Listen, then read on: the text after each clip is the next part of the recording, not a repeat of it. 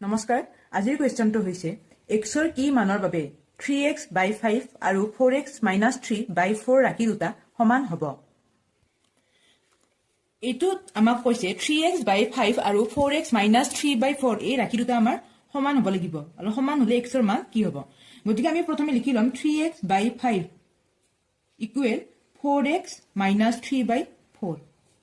তাৰে পাছত আমাৰ বজ্ৰপুৰণৰ নিয়ম অনুসৰি আমি কি কৰিম 3xৰ সৈতে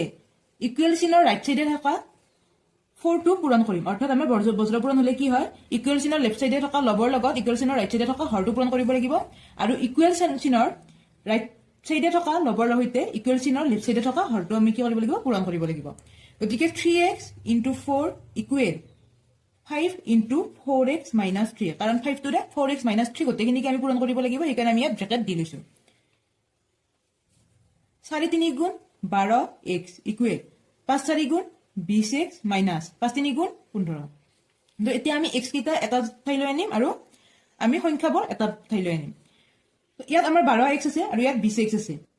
যেহেতু 20 টো ডাঙৰ গতিকে আমি 12 টো সমান চিনৰ ৰাইট সাইডে লৈ যাম আৰু -15 টো সমানৰ লেফট সাইডে আনিম তো ইয়াত -15 আছে সমান চিনৰ যদি আমি লেফট সাইডে লৈ আহো কি হৈ আহিব +15 ইকুৱেল 20x ইয়াত আগৰ পৰাই আছে 12x টো আমাৰ এই সাইডে প্লাসত আছে একো নাই মানে প্লাসত আছে সমানৰ যদি ৰাইট সাইডে লৈ যাও আমি কি হ'ব মাইনাস কৰি নিব লাগিব তো 15 ইকুৱেল 20 ৰ পৰা 12 গলে আমাৰ 8 থাকে 8x x ৰ মানটো আমি উলিয়াব লাগে তো এইটো আমাৰ x ৰ সৈতে কি হৈ আছে পূৰণ হৈ আছে যদি সমানৰ আমি এইটো সাইডে আনো কি হৈ আহিব হৰণ হৈ আহিব গতিকে 15/8 ইকুৱেল কি হ'ব x এতিয়া আমি x ৰ মান কি পালো 15/8 এইটো হ'ব শুদ্ধ উত্তৰ